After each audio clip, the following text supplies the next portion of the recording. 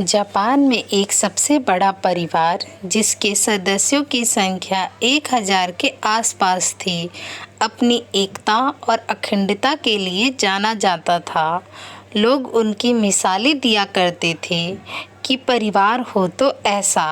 प्रख्यात इस परिवार के बारे में जानकर उस वक्त के राजा को भी बड़ा आश्चर्य हुआ।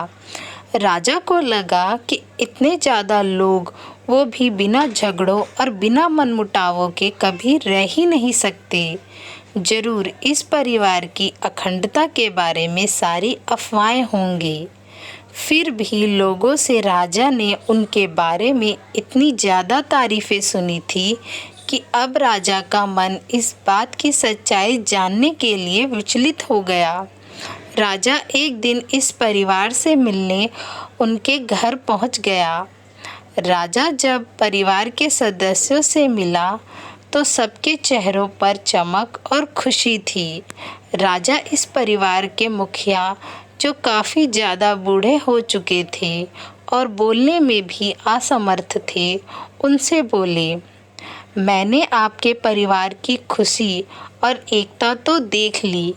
अब आप बताइए, ये सब इतने बड़े परिवार में कैसे मुमकिन हो पाया? इसका राज क्या है?